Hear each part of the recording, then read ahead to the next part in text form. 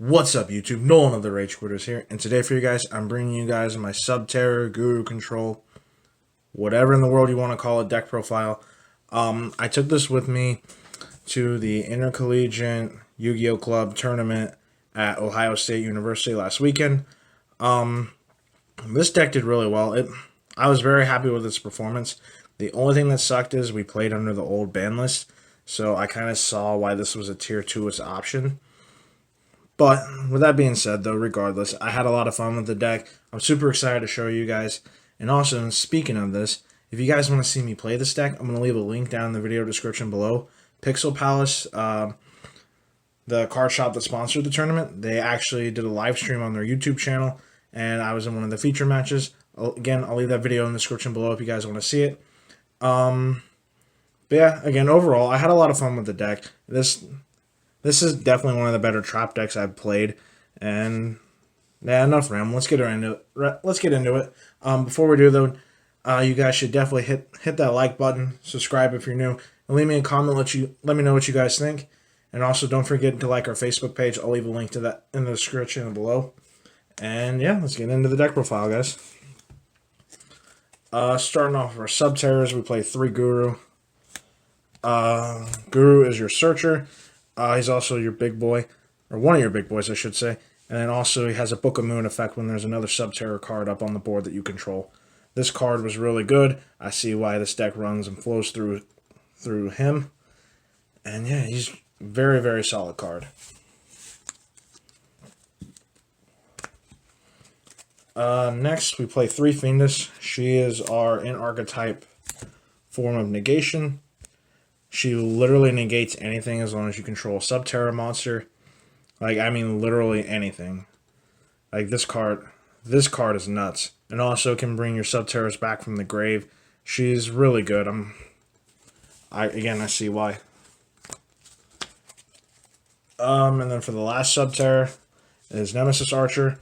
I'll explain why I'm not playing new Monstrix here in a second. But Archer is really good. Flip a monster face down with Guru, swing into him, spin it back to deck. You get this and Guru up on the board. It's just going all day. Your opponent's not playing through this. Really good card, but better at 1. You don't want a brick on this. So, anyways, like I was saying, I'm not playing with Monstrix. I just wasn't a fan of the card. Like it's good in scenarios like that banish spot removal is really good, but I never found myself in testing having monsters face down on the board unless I absolutely bricked and just had like a set Guru or whatever. I just wasn't a fan of the card. But what I did play instead, and you'll see on the live stream video, I played 2 Fossil Dyna. So Fossil Dyna is really good because now they can't special summon. They have to swing into this and play into your back row. Like I really fell in love with this card. I see why Stun likes it a lot. Like, this card is so damn good. Like there's no putting it in other words. Like, this card is so damn good. And like I said, we play the back row to protect it. Hand traps, I play 3 Ash Blossom. Standard. I love the alternate artwork. Something I wasn't playing, I was playing Veilers instead. But now I'm playing 2 Ghost Spell. I like Ghost Spell. It stops things out of the graveyard, which I felt like was kind of rough. And especially this format, like, there's going to be a lot of graveyard-centric decks. So I felt like playing the 2 Ghost Spell was going to be fine. There's still some testing I need to do with this, but I do really like the card overall. And felt it was worth main decking. And that's it for the monsters, guys. That's 14. Under our spells, we play triple Hidden City. Get your Guru, get your Fiendish, whatever. Sets up your plays. Plays defense as well. This card is just really good and does everything this deck needs. The one terraforming to search it, of course, because you need to get to Guru. Last Subterror spell card we play is Cave Clash. I see why people are cutting this, but also you're really heavily relying if you cut this to have another Subterror monster on the board always use Guru's effect. So I felt like this was just another niche card.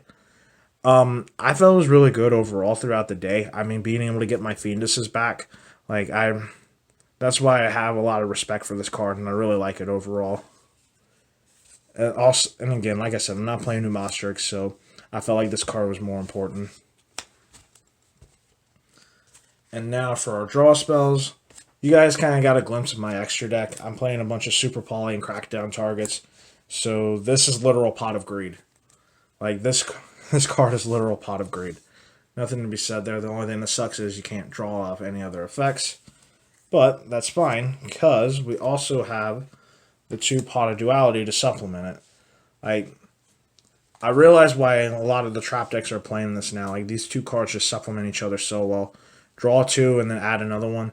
Like, this card is so good. I think I opened up Duality and Extravagance, like, at least 3 or 4 times in that tournament. Like, these 2 cards were just great together.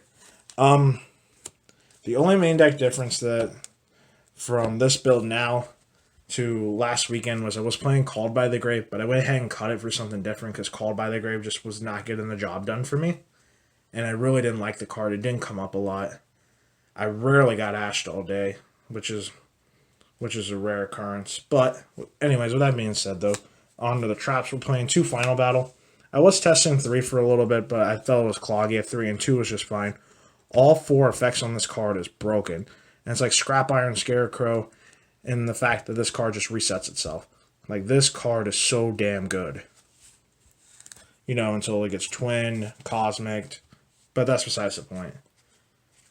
A card I wasn't playing last weekend and I'm gonna start playing is 2 Lost One. Like, I'm not playing Infinite Impermanence, and I did miss some effect negation besides from the 2 Veiler.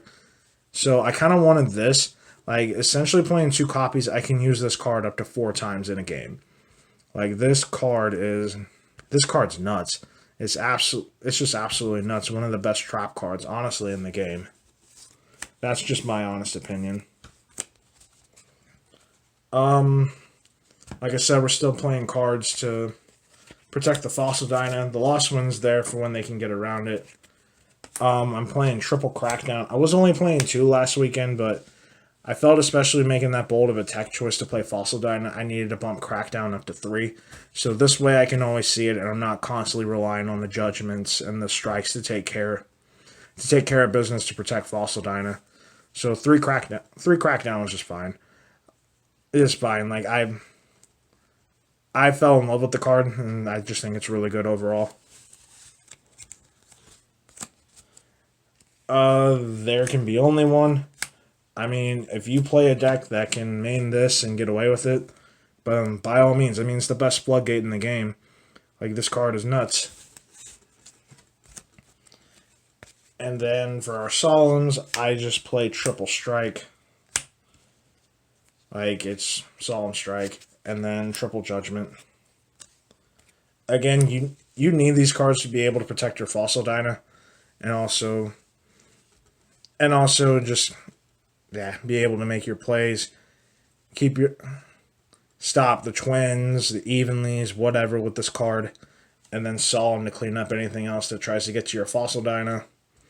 Or, yeah, they summon a bigger monster than your Fossil Dyna, and they activate an effect, just strike it away. Like, it's as simple as that. These cards are nuts.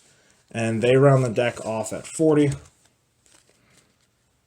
Now on to our extra deck.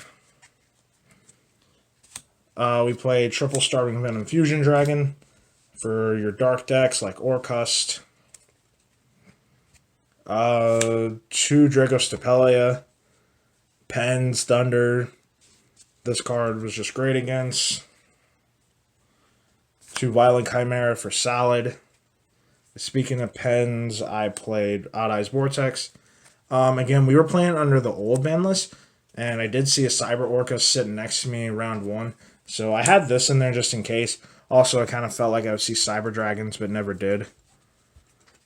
And it was just good. And then speaking of Orcas, I was playing Dingirsu in case we crack down a Galatea.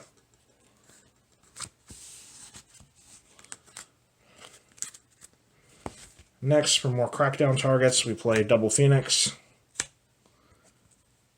Double Cerberus. Again, this is just your generic spot removal. And then for Striker, I play the Hayate. And that's it for this. That's it for the Guru. Deck profile. I'm going to show you guys some cards you can play in your side deck. And actually, I did play some of these cards and mained like one of them. So triple super poly, of course, because again, your whole extra deck revolves around this card. Broken. I was playing 2 Dark Ruler no more. For times when you do have to play, when you do have to go second, you have to play into a Thunder or a Pendulum board, like you need this card. And I was actually maining this weekend, and I was kind of glad I did. Just the one Soul Drain. You'll see game 1 against Thunder, like he didn't have any practical outs to this and went ahead and scooped. But anyways, guys, that's it for this deck profile. Let me know what you guys think down in the comment section below. And check out that link to the video of me dueling. And see what you guys think about this deck. And anyways, this is Nolan of the Rage Quitters signing out. I'll see you guys in the next one. Have a good day.